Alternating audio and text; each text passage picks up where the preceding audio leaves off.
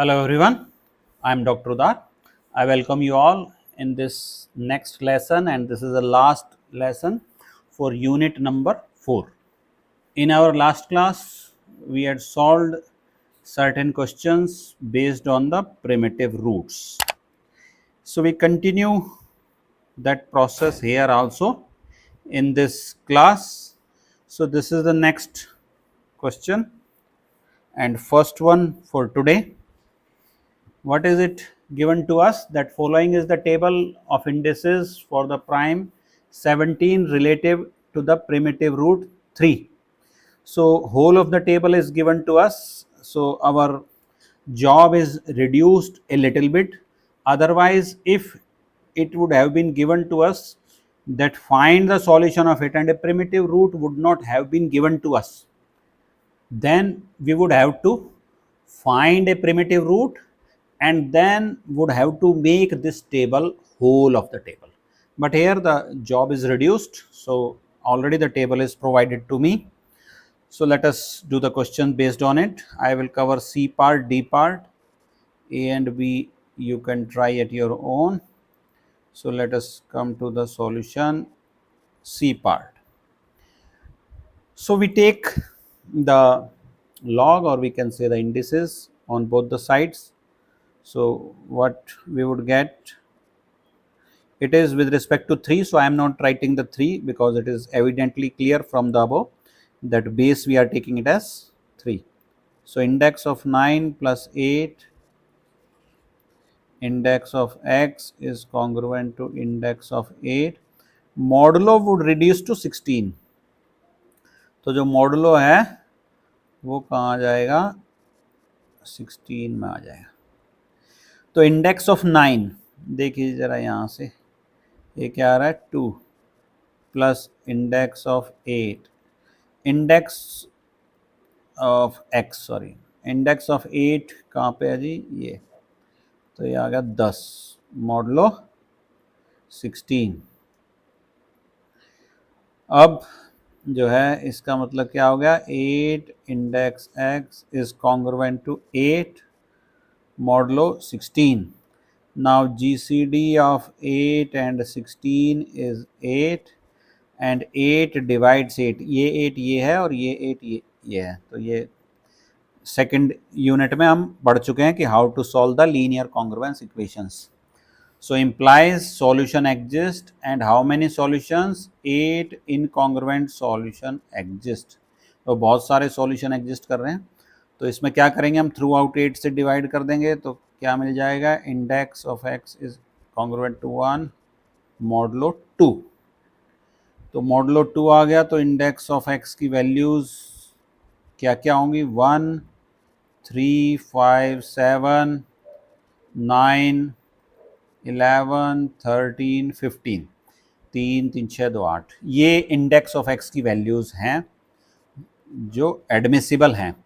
अब मुझे किसके हैं, ये मॉडलो 16 के. अब मुझे x चाहिए तो इंडेक्स देखिए क्या क्या है.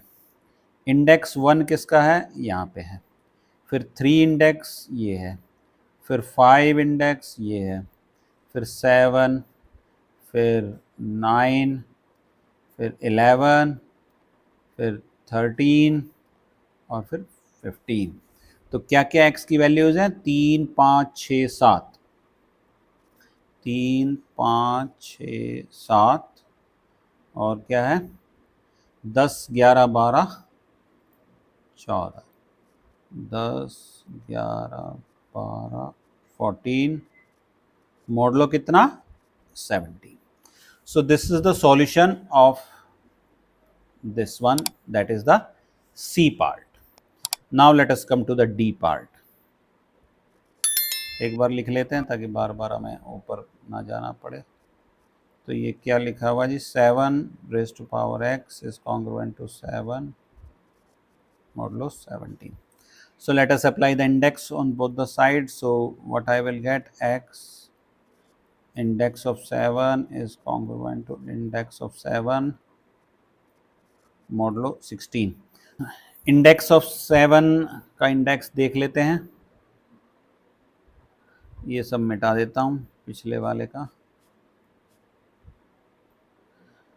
तो इंडेक्स ऑफ 7 इज 11, तो ये क्या आ गया जी, 11x is congruent to 11 modulo this, cancellation law holds good, this is equal to modulo 16। मुझे वापस ले जाने की ज़रूरत नहीं है। क्यों नहीं है? क्योंकि यहाँ पे इंडेक्स ऑफ x नहीं है। पिछले वाले उसमें क्या होता था, index of x is congruent to this modulus, तो हमें फिर वो x निकालना पड़ता था, लेकिन यहाँ डायरेक्टली हमारे पास x आ रहा है, तो इसलिए मुझे वापस टेबल की ज़रूरत नहीं है यहाँ पे। तो सीधा हमारे पास सॉल्यूशन इस केस में ये आ जाता है। तो x is congruent to 1 modulo 16 is the answer here. So let us take next and last question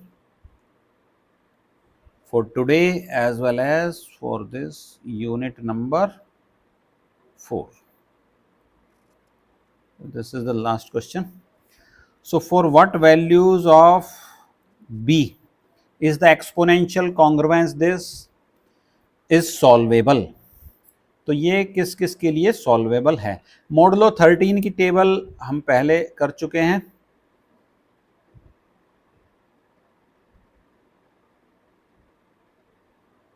एक कॉपी कर लेते हैं, ये नीचे आ पाएगी क्योंकि बड़ा सा है। हमें ये सब नहीं चाहिए, ये नहीं चाहिए इसमें, मुझे ये नहीं चाहिए, ठीक है। तो हमारे पास हमें सिर्फ और सिर्फ ये चाहिए, इंडेक्स मॉडुलो 13 के लिए।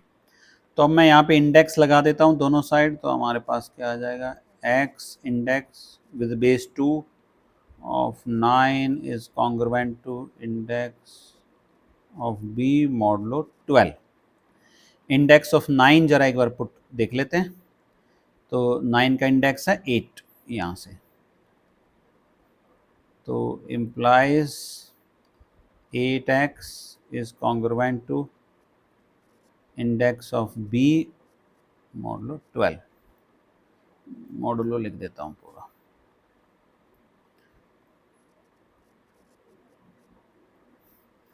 तो अब एग्जिस्टेंस की कंडीशन क्या होती है कि जी GCD 8 और 12 क्या है, ये 4 है।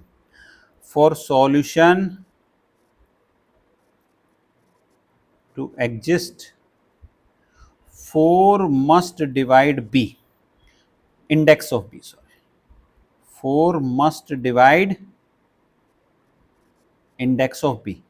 So implies what could be the index of b congruent to, क्या क्या हो सकते हैं, 4 हो सकता है, 8 हो सकता है और 12 हो सकता है। ये 4 पॉसिबिलिटीज हैं इंडेक्स ऑफ b होने की फॉर सॉल्यूशन टू एग्जिस्ट। अब नीचे से टेबल में से देख लेता हूं मैं, इम्प्लाइज b किसके कॉन्ग्रुएंट है, तो इंडेक्स कॉन्ग्रुएंट की बजाय यहाँ इक्वल टू लिखा क्योंकि इंडेक्स इक्वल टू में, b किसके कॉन्ग्रुएंट आ जाएगा, देखिए 4, इंडेक्स 4 हमारे पास ये है, पुराने वाला मिटा देता हूँ। तो b की वैल्यू हो सकती है 3, फिर है 8, ये हो सकती है 9 और फिर है 12 कहाँ है, ये हो सकती है 1। तो ये वैल्यूज b की हो सकती हैं modulo 13। So these are the possible values for b and hence our question is complete. And with this our unit number 4 is also complete. So next time we will start with unit number 5. Till then, take care, be happy. Thank you very much for watching.